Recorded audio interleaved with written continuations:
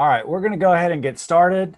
Want to welcome you guys to the Pilot Light, a new webinar series presented by gngHub, where real estate agents refer and earn with Georgia Natural Gas.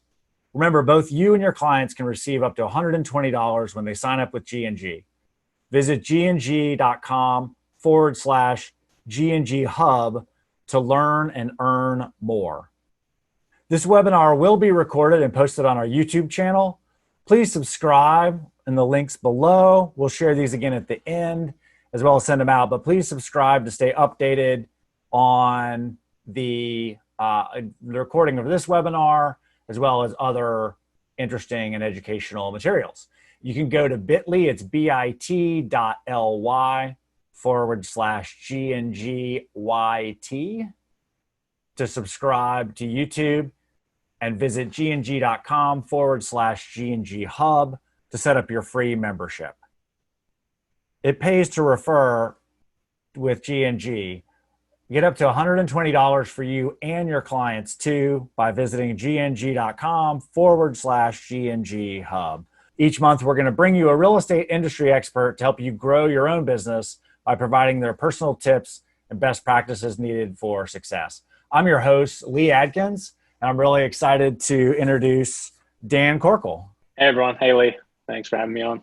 Absolutely. How are you today? Yeah, really good. Sunny here in Austin. Great. Austin, Texas. Definitely a good place to be. So Dan is the co-founder and CEO at Follow Up Boss, which is a CRM focused on lead conversion for real estate. Dan, why don't you give us a little bit of your background first, and then we'll dig into the how you got into the crazy real estate business. Sure. Yeah. So, we started Follow Up Boss in 2011.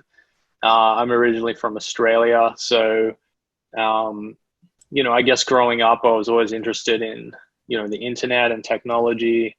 And I did like a finance degree at university because I kind of got a bit bored of computers. I was like, I want to do something else. And then, ended up working in finance for a little bit, but, didn't really like that. And just, saw an opportunity to get back into, the tech world and everything that was going on there. And I think there's just a really good marriage of how people can benefit from technology for their businesses. And I think, obviously real estate agents that are successful using technology, both to market themselves, to run their businesses, it's just a big leverage point. So, I don't know. I guess I kind of married some of those skills I'd built up, in different things, marketing, technology, and that's what we try and help our clients with. That's great. And how did real estate enter the picture? I mean, did you start out planning on real estate, or did you just meet somebody along the way, or? Yeah, we kind of met someone. I mean, a lot of people ask me or used to ask me a lot, was I a real estate agent? Like, how did I know to build this system? And the answer is no. I was never a real estate agent. What would happen was basically, probably most people that, quit their jobs or just want to start their own entrepreneurial sort of business. A lot of agents obviously want to live, be more in control of what they earn and stuff like that. I just decided I wanted to do that. And I teamed up with my partner. And initially we weren't sort of trying to sell to real estate agents, but, I guess we ended up talking to a lot of real estate agents in the US and just finding out there's a massive problem. This is back in 2011, almost 10 years ago. And the CRM systems and options were not great, especially around the online lead, processing sort of things. So people were paying a lot for Zillow leads, Realtor.com leads, but they had no real good system to follow up. So that's one of the big things we changed, initially when we came into the market, and just a big problem we saw, and our system's called Follow Up Boss because everyone sort of knows that if they do more follow up, they're going to make more money. Every salesperson knows that. And so it's just, we're trying to help them, do that essentially. Right. Yeah. And I can, obviously I've known you for a long time now, pretty early in that part of the process, but yeah, very good point in that one of the things I think you guys did really strongly, even way back when, was processing all these online leads, because people were starting to get used to using the Zillows and the Realtor.coms of the world, but they were just getting an email that they had a new lead. And so if you call them once, or if you send them an email or follow up, then a lot of times you get a new one next day or later that day, and then the old one goes into space. So that's definitely, you guys were very focused on that for sure. And things were starting to be more cloud-based, I think, back then. Some people had software on their computer, but you guys were more cloud-based. So, right. Cool. That's great. And you've lived let's talk a little bit about just the company, and then we'll dive right into some CRM specifics. But you guys are all remote, right? Like, you're in Austin. I think, is he in Australia now, or? Yeah, my co-founder lives back in Australia. Yeah, we both traveled around a little bit starting the business. Most of our, like 95% of the people that, work for us are in the US. So 95% of our customers are also in the US. So, again, I guess that's a question I get, like, do you guys, have a lot of Australian clients? And it's kind of funny, we have like two. So we really built the solution for the US market and how real estate works in the US. And yeah, our team is all around the US. So we have, people in Atlanta, like where you are, and, the East Coast, West Coast, just everywhere. There's a few cities like Phoenix and also up in Ann Arbor, Michigan, where we have like kind of like a little cluster of employees, but like that's just more coincidence. It's not, we don't have an office there. Right. No, that's super cool. You guys do a really good job of working that way. So let's dive right into the CRM portion of our program. So one of the things, I think where we are at the first part here is just general systems and, why do you even need a CRM? So, teams and agents with stronger systems can obviously, kind of like we talked about, capitalize on demand. And, also the other great thing about a good CRM is it typically is going to give you some indication when somebody does something new or has some activity or goes back to your website, opens an email that you send out through the system. So just a good way to manage, especially if you either are a team or if you're an agent looking to in some way grow or scale, whether that's bringing on an assistant or actually adding team members. Obviously, helps you stay in touch. And I think something that people kind of underestimate is really organizing those people into the right buckets or stages as they are in Follow Up Boss, but getting, you don't want to send the same message to a past client that you would send to a brand new lead that just came in through your website. So, Dan, do you want to speak a little bit to that? Because I know that's something you guys do really well, kind of in the segmenting thing, and we'll dig into that more later. But yeah, I think you're kind of looking like, how can you leverage technology to sort of, give you a bit of an edge, help you stay in front of your database. And I think having the database is obviously the first thing, like making sure you're building a database, because it's really like, it is a business asset. And then it's something that's going to then empower you to be able to do practical things like email everyone in your database. For sure, like I think, you're definitely going to want to categorize people in your CRM. But yeah, just you also want to build as big a database as you can, so that, when you have like marketing you're putting out, you can promote that on all the free channels like Facebook and Instagram and everything like that, YouTube.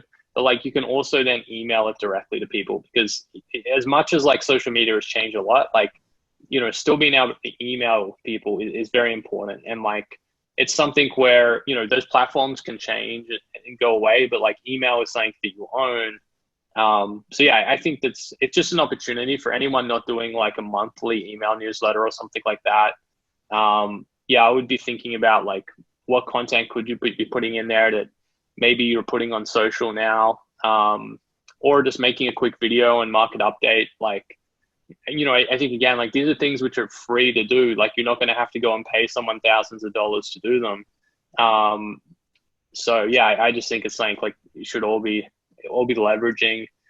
And yeah, it can just really help you grow your business and sort of not, I guess the other thing is like, you want to sort of be able to predictably do these activities so that you're going to be generating, like staying top of mind and generating referrals and all this kind of stuff, versus just what happens a lot, obviously, in sales or in real estate sales, especially, is like you can have this like, oh, I'm really busy. I stop doing like things to promote myself. Then I get like really not busy, right? And sort of just the cycle continues. But if you can be more consistent and like calendar in every month, send this email to my database, like, provide value there. Yeah, then you're just going to build a lot of trust with your database and people. And, when they're thinking of selling or buying, obviously you'll be the first person they think of. Right. Absolutely. And that is more than ever in a noisy world, I think, tastefully staying top of mind. It's really all these things. To me, this is just an arrow in the quiver, but the CRM is definitely the heartbeat of keeping up with all those people, remember to follow up, keeping up with closing anniversaries, whatever those things are. And something I don't think we will necessarily dig too much in today, but I want to mention, the idea that if you have an organized database, that basically becomes a saleable asset. If you want to, retire one day or sell your business to somebody else or bring on a team member and let them take over and still take a percentage, you can't do that if it's just the people in your phone. If you have an organized CRM, that actually is truly an asset that is valuable. So digging into cleaning up your database. I think, most people, it seems like everybody on today mentioned that largely they have a CRM, but, from doing the work I do, and Dan, you probably have an even higher level view than I do around, it's great. Step one, have a CRM. Step two, get people in it. But if they're not organized or categorized somehow in the system, then like I mentioned before, you can't send the same message to a past client, to a lead, to somebody you're currently working with. It just won't make sense. So, Dan, what are some recommendations? Obviously, it's right here on the screen, but where do you see people who, are the most successful? How are they kind of organizing and cleaning up their database? Yeah, I mean, I think there's a lot of good recommendations here. In most CRMs, you're going to have stages and tags. So yeah, just making sure, like Lee's saying, to categorize people correctly. And then at the end of the day, like, you really want to build strong relationships with people, right? Like, so it's not, tech is just a way to do that. And I think that's where, you kind of need to understand the strategy that you're trying to roll out. So like, having all your past clients in there is great. But then what is the follow-up strategy you've got, right? So how are you staying in touch with them every month or every quarter, like whatever you decide that to be? And then, again, like taking it back to like how can you provide them value? So how can you be adding value to them? I get what I see sometimes it goes wrong is like, people just want to touch someone because then they can say, oh, I got my touch in, but like that's really the wrong way to think about it, because that, like if people just reach out and just, have irrelevant information or stuff, it's sort of, it can be negative, or it just, it doesn't really further your case that much. So yeah, just thinking about what you can provide in terms of value. And I think obviously with everything that's been going on the last couple of months, I think it's a chance for people to provide information more than ever, because people want to know what's happening. Like, I mean, is this affecting the real estate market a lot? Not much. I know in San Francisco, like rents have dropped like 15% or something like that. So obviously that's a market which is like heavily affected by, this kind of thing. But like, it's very different in other parts of the country. So again, like you don't need to be the, national expert on the economy or something. You can literally just report what you're seeing happen, like a home price is staying steady, up, down, what's inventory doing. And yeah, just, I guess there are people in your database that are thinking, should I buy? Should I sell? Should I wait? And so just offering some practical advice to those people as well. Like, this is what we're seeing. This is what we're recommending right now, if you're in this situation. But yeah, just, obviously, yeah, if you can categorize people, then you just have like a much better way to reach out to them and have a relevant conversation, because again, you're going to want to talk to someone different that already owns the house versus maybe they're like a first-time home buyer. So, right. For sure. Yeah, that totally makes sense. And I totally agree with that, because I think, especially the hyper local things, because people can get the national stuff on the news, that is in the papers and in the news, but I worked with a couple of people during this time specifically where, they were just providing interesting resources for people. Like, hey, this restaurant is open and they're doing, contactless pickup, and these people are, supporting this, or here's some online activities for your kids, since they're all home and everybody's doing all that. So, interesting opportunity and all of that. I saw a lot of people who got really creative with that. But if you don't do that in advance of something like this happening, then you're going to spend that entire time organizing versus having it organized and then being ready to utilize it when those things come along. So a couple of things real quick here too I want to cover on the slide in particular is if you were going to start this today, I think the highest value people obviously in your database are going to be past clients. So getting your past clients first and foremost, or maybe you have a list of past clients you can upload to your CRM. Maybe they're more organized than a bunch of, leads that have maybe come in by email or whatnot. Something I always really recommend is tagging them by year. I see a lot of people will put them as closed or past client, but tagging by year can be smart for a number of reasons. Number one, you should celebrate their closing anniversary. Number two, there's that historical data around, people move every like 7-ish years. So if you've actually got the year they close in your database, you can use that to realize that some of them may become sellers after a certain amount of time or whatnot, as well as obviously sending things like homestead exemption and all those sort of things. And then also just an easy touch is just to circle up with them and make sure their contact info is still correct. Like, hey, is this still your best email? Or are you getting this? Or checking on their cell phone number. If your CRM does have texting capabilities, which Follow Up Boss does, and hopefully most of the current ones do, you want to make sure that you've got a cell phone number and it's in there categorized as cell phone. And then also just the idea of, in Follow Up Boss in particular, when people come in, they come into the lead stage. So, which is great, but if you don't do something when you first reach out to them, it's really important to move them down the line and get them out of lead. Because if you just have 1,000 leads in your database, then you're probably going to miss something. So another really important categorization there.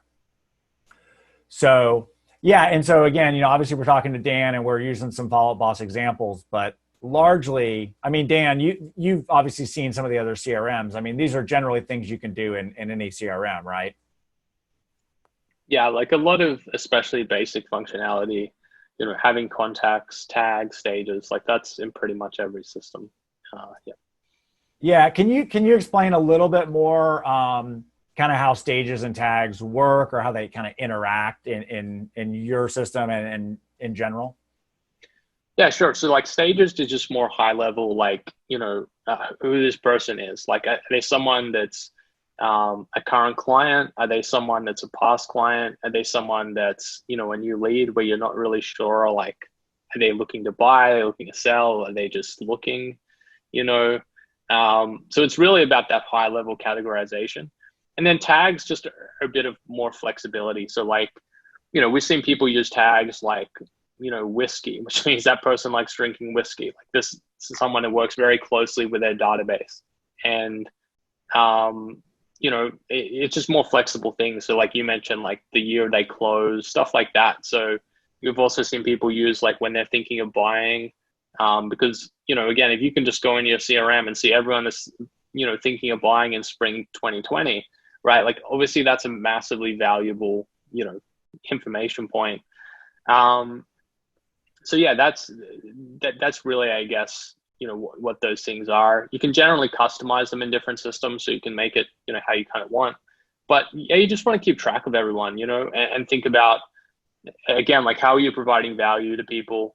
With the people that are your current clients, like a benefit of keeping them in a system is you can track things like the last time you emailed them. Like obviously you want to stay in really close contact with your sellers and buyers.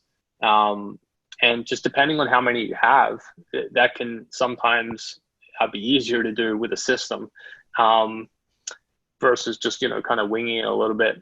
So yeah, I mean, I think those are, just the high level, those are what those things are. And you mentioned leads before. That's definitely something we see a lot of, like people just get a lot of leads in the lead stage. and then they don't really move them out into another stage because maybe they never talk to them, maybe they forgot to do it. But like, I think, really, again, your whole goal, if someone's just a lead, right, or you don't know what they need, like you just need to find that out. Like, what do you want? And so a practical thing like some of our customers are doing is they just call those people and just say, hey, it's Lee from Adkins Realty. I'm just updating my files. Are you still thinking of, buying a house this year? And just sort of make it a bit more like a customer service call. So you're not calling to sell them. You're not calling to say, hey, use me, but just to find out that info. And then, because if they're not, then there's no point, right? Like you could put them on, you would categorize that person as a nurturer. Yeah, some people may be like, oh yeah, like, I am thinking of still buying. I've just been waiting for this, lockdown situation to resolve. And then some people may, we're still thinking about it. We don't know the time frame and stuff. So anyway, like you obviously just want to get this information from people. So then you can provide value and resources. And then you can categorize them in the right way. So they're not just sitting there as sort of like an unknown. Right. Yeah, no, that's definitely great advice. And something I always tell people too, to kind of add on to that is, if you're going to do that, if you're going to reach out to them for that kind of update type of thing, one of the things I like to recommend is just you can just follow up and say, hey, you reached out to us a little while back. I wasn't sure if anybody got in touch with you, or I didn't know if we ever, we never connected. So I just wanted to, just circle back and see if there's something I can help with or anything I can send over. I think a lot of us worry about, what we're going to say. And a lot of us are, we know what we're doing. We're living in the real estate market. We forget sometimes that we have all that knowledge, but it's not just hard to ask somebody if they got what they needed, So for sure. And another thing mentioned here is just something like a zip code tag, something I recommend. So a lot of the lead sources will automatically pull in a tag for a zip code. And something that I think is underutilized is the idea of if you did get a new listing in that zip code and you have past inquiries in that zip code, just sending out a quick note that's like, hey, I got a new listing in, 30306. Here's a link to it, or reply back if you want me to send you the info, so just smarter, not harder, I think is the rule here. So Smartlists, Dan, I'll let you just dig right into this. So specifically in Follow Up Boss, why don't you tell us kind of what a Smartlist is and how they work? Yeah, sure. So once you've categorized everyone in your database, most CRMs and definitely in Follow Up Boss is the idea then is with like, how can we use that data to help you work smarter, I guess. So Smartlists will generally combine information like we talked about before, like the stages and tags, with other information like when was the last time you contacted them? When was the last time like they were searching for properties on your website? So that you can you can follow up, those people as a priority versus just sort of, not knowing, like once you build your database to like, any size over like 1,000 people, like it starts to make a lot of sense to really prioritize. So, yeah, like that's the kind of stuff. So like, common lists will be like people will be reaching out to people that are actively searching on their site. People will be working through their lists of people that haven't contacted recently, especially if those people were like, inquiring like before. So yeah, just it's a workflow essentially to pull up a list of those people in your system. You can think of it kind of like filters, like you have this big list of people, you want to find the top priority people. And so you need to filter down. And then, yeah, you can sort of exclude people like, like if people have bad numbers and bad email addresses and stuff, like you could exclude those people. So, yeah, that's really what it is. Just sort of having a list of people to go to every day. And right. We also recommend kind of keeping it like simple. So like just have a few lists. And if you just have like an hour blocked off a day, and then what I'm going to do for that hour is go to these 3 lists, follow up, make sure I'm, staying in touch with them. Then I just give you something very actionable where again, like where we see some people get lost is like, I got this whole database, I'm not sure really what to do, as a priority. So yeah, just giving yourself some simple steps you can do every day. And then that's going to produce really the results, right? Because again, like the action is doing more follow-up. And this is, how you do that smarter. Right. Absolutely. No, I love that. And just that combination of, if you're setting aside time to make calls, then just the idea of being able to sort or filter through people that have phone numbers, so some of these lead sources obviously don't always have a phone number. So if you're going to sit down for an hour and make calls, you should have an easy way to pull up only people that have phone numbers or have good phone number. So that makes sense. And then the two examples here. So obviously you guys will get this recording. There's also a document to go along with this that spells a lot of this out. But just using really simple smart lists, or sometimes people do build a more complicated system. But if you're just starting out with something like this, it's good to start simple, and then you'll start to find other opportunities. And if I added this, or maybe if I sorted this way, then more people, or as you maybe grow a team versus just being yourself. So cool. So a couple of specific, we wanted to do some real actionable, specific, things that you could do right now to better organize and use your database. So Dan, you guys have an interesting phone system, and I think hopefully most CRMs have this or will have this soon. Tell us a little more about how phone system works with CRM. Yeah, so traditionally you wouldn't think of a phone system being inside your CRM. Like 10 years ago, it just pretty much non-existent. But essentially, what we're trying to do at Follow Up Boss is not just build, a traditional CRM. Like what we're really trying to do is help salespeople make more sales, and specifically real estate people. So there was a question from Sandra. All our clients are in real estate, residential real estate in the US. And so anyway, what we're doing is we're looking for things that salespeople have to do every day, right? And so, making calls is part of that. Sending text messages is part of that. Sending emails, and then there's also the reverse, right? Like when people are responding back, like when people call the number on your website, that's really the best lead you can get, because that person has done some research on you. They've been on your website. They kind of know a little bit about you, or they could be calling the number on your Zillow profile or whatever. So yeah, basically we just have a way to track that in Follow Up Boss. There are other systems you can, use.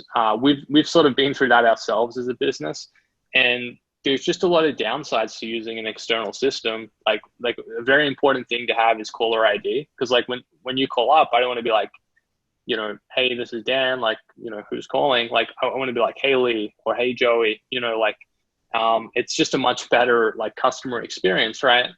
And then what I also don't want is I don't want anyone that calls my phone number to be lost, because sometimes we're going to miss calls. Sometimes they're going to leave voicemails. Sometimes they're not going to leave voicemails.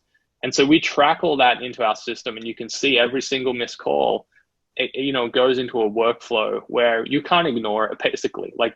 You could just archive it or delete it or whatever, but you would just realize that you're just, it doesn't make sense. Whereas in some other systems, a missed call is not that important, and it can be easily ignored. It's not sort of in the way. So yeah, we just look at it as these are your most valuable leads. And I think it's something that, single agents, I know there's a lot on here on this webinar, is a lot of the time you're just using your personal phone for your business, which is fine as well. I think that can work.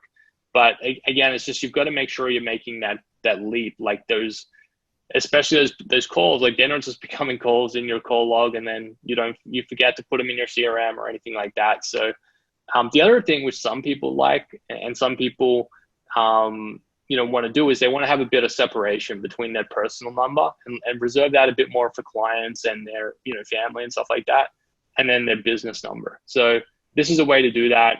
I think once you start a team, or if you do that, it becomes, you have to do it, basically. You can't just run off one person's cell phone anymore. But yeah, that's the other thing. Some people just like having a bit of that personal and business separation. So yeah, that's, it's a bit about what we do there. Cool. Yeah, that's great. I love the work-life stuff. And maybe it's not a big deal now, but one of the great things with the phone system is that you can set certain hours for it to actually ring out, but you still capture those calls. So if somebody calls you at I don't know, I don't want to say 2 a.m, but if somebody calls you at an odd hour, then you ultimately won't miss that call, but it's also not going to ring your phone necessarily. So yeah, definitely Right. good stuff. I think we've got a few more here. So the inbox type of feature and shared inbox a little bit too, if you could talk about that. Yeah, so we basically have an inbox and follow-up boss, which helps you keep track of all these things that are happening. So calls, texts, emails, and rather than switching between like 3 different tools to do all of those things, like you can see it in follow-up boss.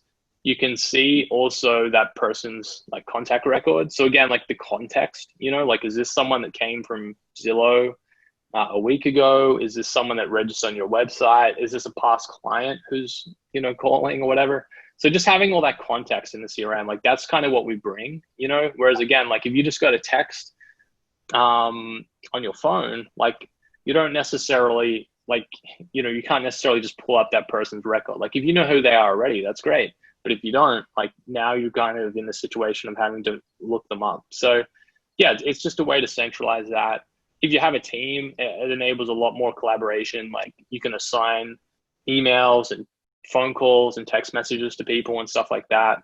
If you've got an assistant, I think that's the other powerful thing, because you're going to want to start to hand off a lot of stuff to them, right? So obviously, when we start a business, like we're doing everything ourselves, but then when we get too busy, you're probably hiring an assistant first as an agent, and then potentially later getting some buyers agents and stuff like that. So yeah, just having an assistant that can help you, take care of emails and calls and all this kind of stuff like that. That's where it also just can be massively helpful.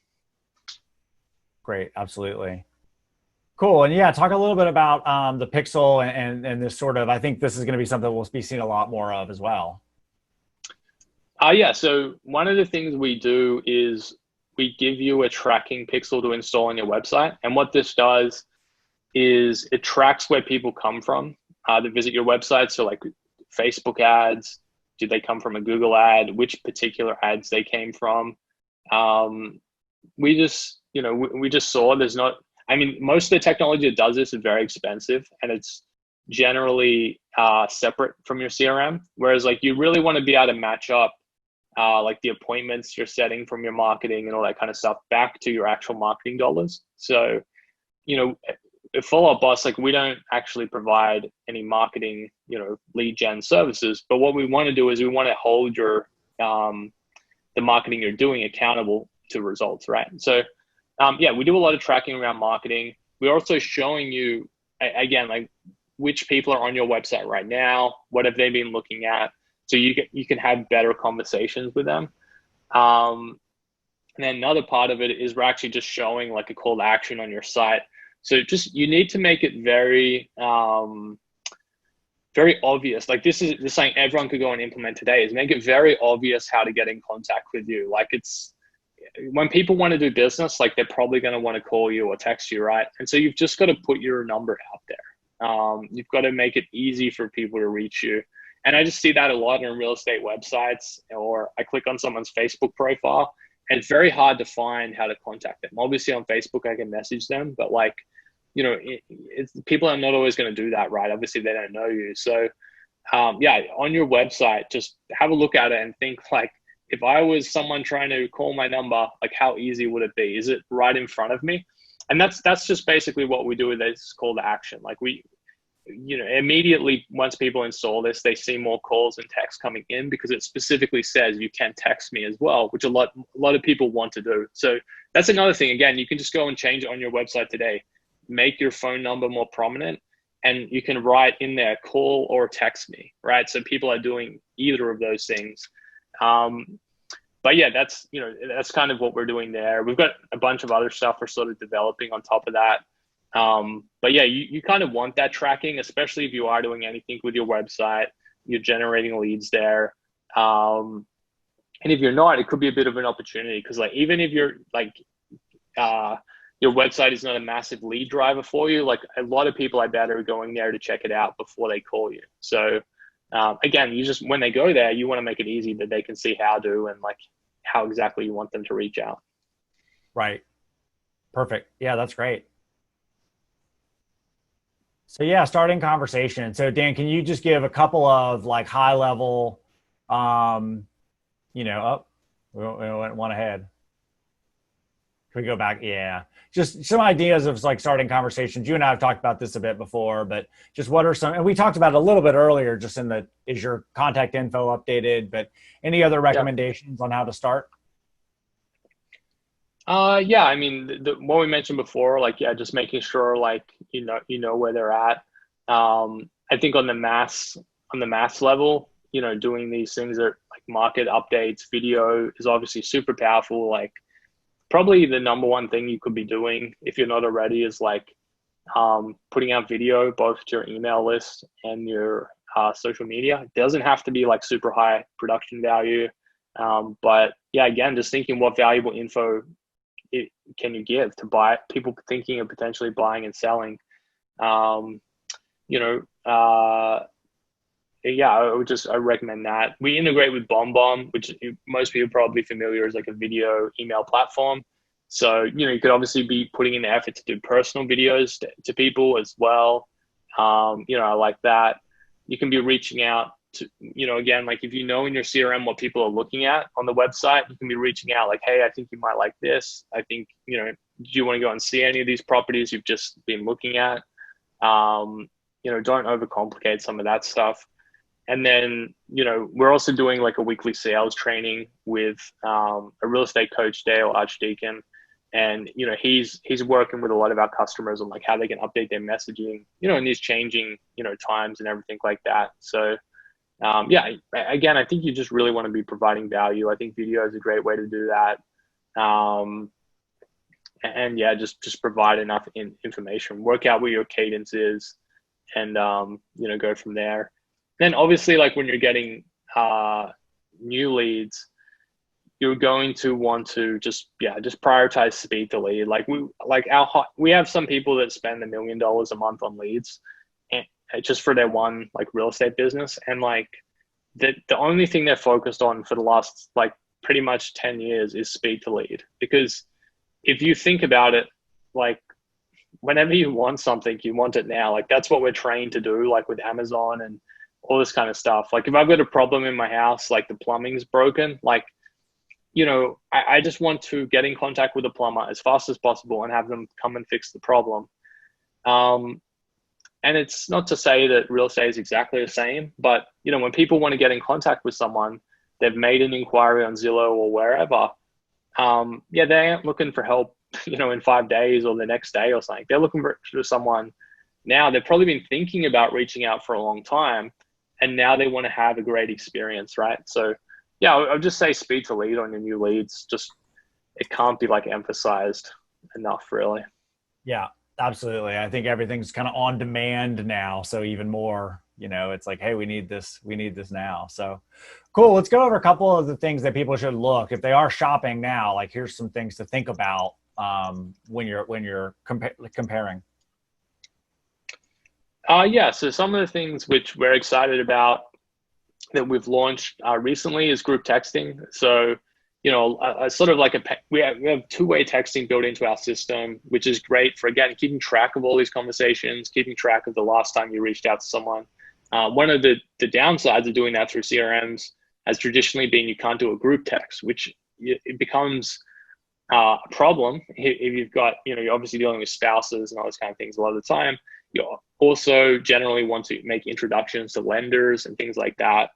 With teams like that, they've got inside sales agents. They're also doing those kind of handoffs very, very often. So, that's a feature we've built in. It's actually in beta right now. So we've got people using it, but we'll be releasing it to everyone soon. That's, again, like if you can team up with a lender and especially if you can let them know that you're going to be providing them warm handoffs, you're not going to be just like, here's Lee's email address and phone number, just contact him. He's expecting your call. Like it's a lot more powerful if you obviously introduce them either via a live call, which you can do a call transfer in our system, or you can do just a text, which is say, hey, hey, Joey, the lender, like, I've got Lee here. He's thinking of buying a house in Atlanta for this much, like, can we get him pre-approved or, how can we move this forward sort of thing. So yeah, people just, again, it's, you want to make the client experience as good as possible, like as great as possible, really. So it's that's just part of it. It's just, how can you make it more seamless? Again, like that's what we've got to be thinking about. It's not like, can I just get a CRM and use features? Like, it's, how can we make this better for the client? Because the better experience they have, obviously that's kind of the right thing to do, but then they're going to tell more people, right? Whereas if they, yeah, so I think communication is just, it's so key to what real estate people do. So anyway, that's a tool we've built to try and help with that. Right. Yeah, two of the other things I guess we've got here. So leaderboard. So especially if you're in a team environment, this is something which can be very like motivating. If you're not in a team, I know there's a lot of solo agents here. You could also be like maybe comparing stats with people in a mastermind or people in your office, because humans are generally competitive. I think salespeople probably like, maybe more so. And the more you can compare to other people, you can either know like, well, I'm on top or I am not on top, right? And like that sort of can be like very motivating to like, I've got to do more work, or I've got to up my game here. And also just to know where you lie, like where am I? Because that's sometimes a hard thing when you've got your own, small business. It's like, well, how am I doing compared to other people? But yeah, so I think it's trying to compare with some stats, like whether it's a mastermind, whether it's a team, whether it's just other people in your office. That's sort of what our leaderboard, feature kind of encourages. But yeah, you can do those comparisons a lot of ways as well.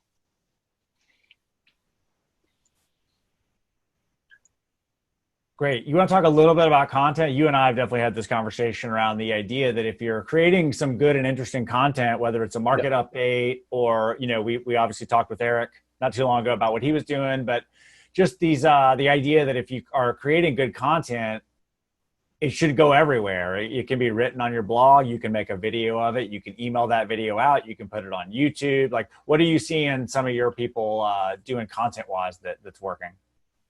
Yeah, I think, just basically thinking, what do people want to know, right? And what can you tell them? So again, I think sometimes it's like, it's this blindness, right? Because you think because you're in real estate, everyone knows, or because you know everything about real estate in your market, you think everyone does, but they don't. They have way less information than you.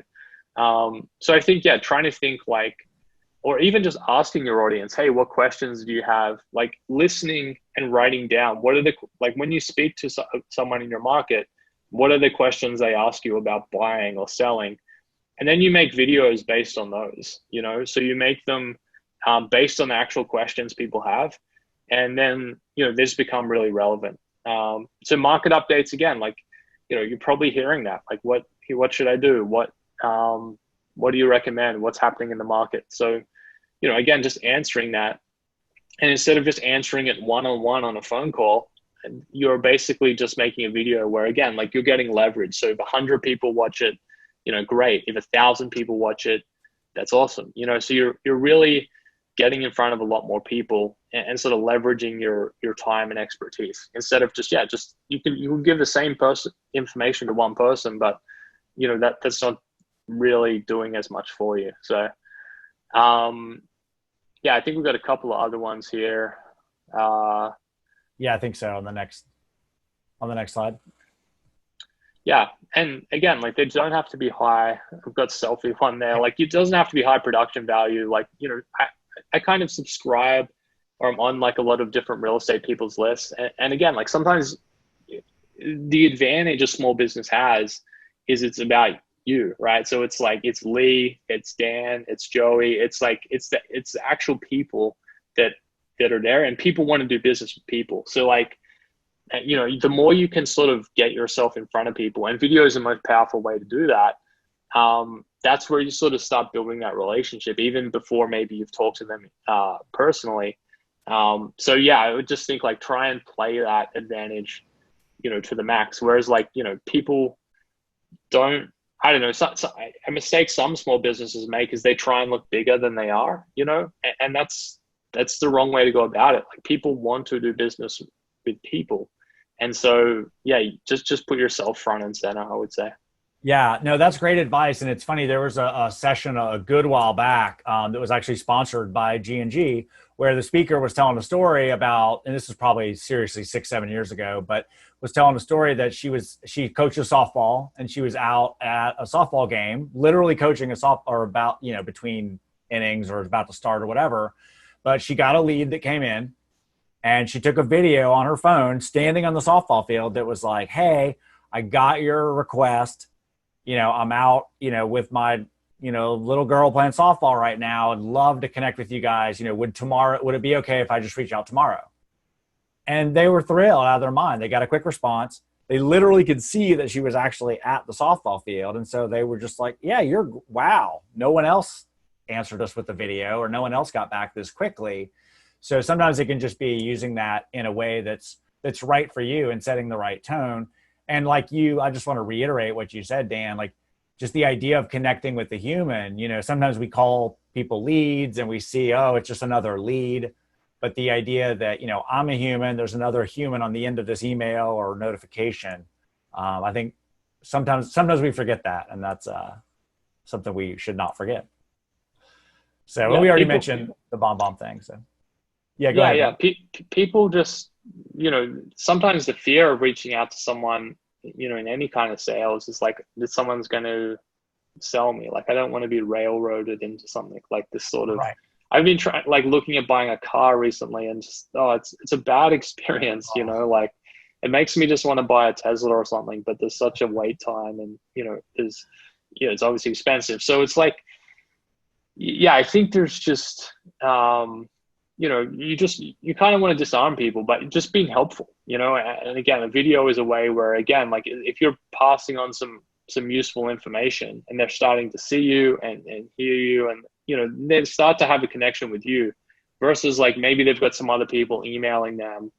But those people are not adding much value, and they're not, they're not really visible. So they're not, building that kind of connection. So right. Yeah, I don't know. Just keep it helpful. And for sure. And that's funny because we have a question that's super relevant to that right now. And if you guys want to have questions for Dan, drop them in the Q&A.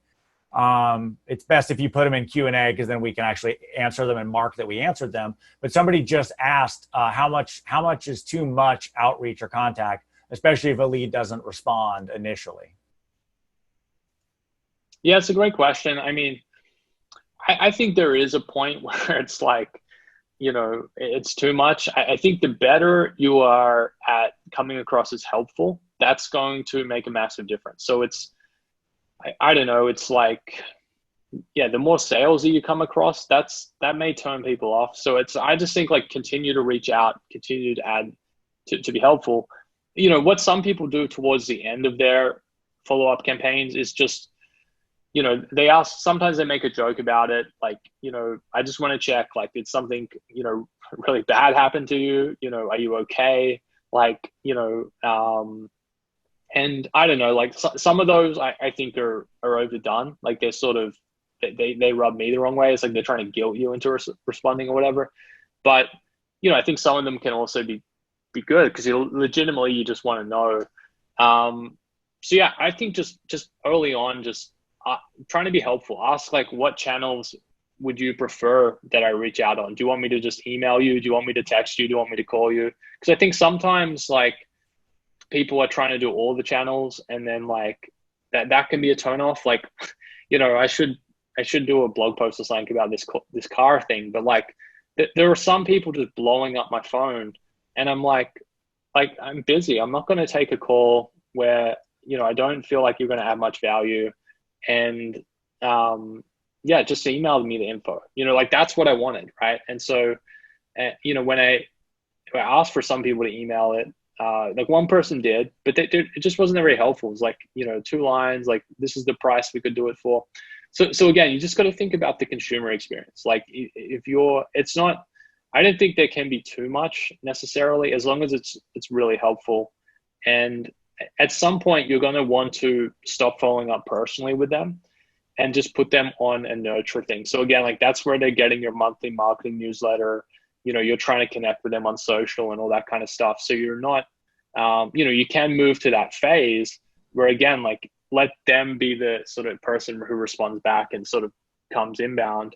I think the other just difference there is you've got to understand where that lead came from. So if someone asked to be contacted, then the way you should follow up is different to like if they just registered on your IDX site because they had to, because they wanted to look at properties. They didn't want to talk to an agent. So you've just got to take a bit of a different approach because again, like you've got to realize like that person is at a different stage and just approach it a bit differently. I think that's sometimes which what you can practically do is like wherever you're getting leads from, just go to Zillow and see like, oh, this is what someone sees before they contact me, because sometimes that context is missing. And like, just the better you match up what they want with like what you're giving them, obviously they're going to respond better. Yeah, that's a great point. I think similarly to the point of like a Zillow or things like that, when somebody fills out the form, we all know it has the stock form that just says, I'd like more information on this home or whatever it says now, versus sometimes people say like, are there more pictures of this home? Or, does this back up to the power lines like it shows on the map? So that should show you some sort of motivation of the person. If it's the stock, I would like to whatever, or tell me more about this house, then that's obviously a different lead than somebody who has a really specific, is this in the school district or is it going to do that? So I always say empathy is the best lead conversion. So really what you just said, just understanding where they're coming from. The car thing is such a good example because, you just get bombarded. You fill out a form online and then it's like 90 people call you and just try to get you on the phone or get you to come on down. And nobody wants that. Yeah, for sure. What's funny is we also filled out another form the other day where like, cause some places are offering to like bring the car to your house for a test drive. And so we're like, all right, we'll do this. Seems very convenient. We filled that out and no one contacted us. So it's, again, like we were ready then to do something. Now I'm thinking like, now I'll probably go to, a car yard, but like which one I go to is not necessarily going to be the one I fill out the form. So again, like that's just a massive missed opportunity. And we see this still all the time in real estate. Like, so again, especially when someone's filled out an inquiry where they have intent, like Zillow, it's just about speed. Like almost nothing else matters. Like obviously you've got to, have some skills once you get on the phone and be conversational and find out what they need and help them be an expert. But like, it's just speed. Like, people, once they take that step, they really want to be contacted. And again, just separate that from the people that you're coming in as leads, which are not specifically looking to be contacted. Like this needs to be, like you said, if you're at a softball game, like, if you want to convert that lead, you have to respond right away. Like you can't just wait till tomorrow and do nothing. Like, cause by that time they're already looking at other options. They're talking to someone else. Some of these leads literally go to multiple agents, right? Where if you don't respond in 5 seconds, someone else is calling them. And so, I would just think about it in that lens, and I think we've talked like that's kind of relates a lot to online leads. And I just think that's where there's just a massive difference between a referral and an online lead. And you just have to treat them totally differently. Like it's not the same. There's almost nothing in common with the initial like process. And what people are really trying to find out is like, can I get help here? Can I trust this person? And you've got to do everything you can to make sure that happens. So. Yeah, that's great. Very cool. So we've got a couple of book recs. Can you tell us a little bit about just the overview of some of these books? Yeah, for sure. So Rework is a book by a company called Basecamp, which, they're very clear thinkers. I'll be interested to get like more real estate people's take on the book, but they talk a lot about like how corporations work, and a lot of it just sucks basically. Like it's just stupid meetings and like, all this kind of junk that like doesn't necessarily make sense. And so they just challenge a lot of that thinking. As an example, like in our company, we don't really have policies against, like a lot of things that companies would have policy against. And we don't need it because we just trust people. Like, so there's just certain things that I think, yeah, they're just really clear thinkers. I think it's a really easy book to read. Like the chapters are like insanely short. Like that's a great one. Psycho Cybernetics is more of a personal development book. Have you ever heard of this, Lee, or read it? I'm not familiar. I know Rework, but I don't know this one. Okay, cool. Yeah. So this is like totally different. I read it probably like, I don't know, 8 years ago or something like that. What it basically is it lets you, it explains how to like rewire your brain to achieve certain things. So let's say, I guess you want to be healthier or fitter, or, maybe you're making like $50,000 a year as a real estate agent. You want to make $500,000 a year. A lot of that, like your actions and a lot of your actions and results are driven by what you believe about yourself. So kind of like a lot of personal development stuff.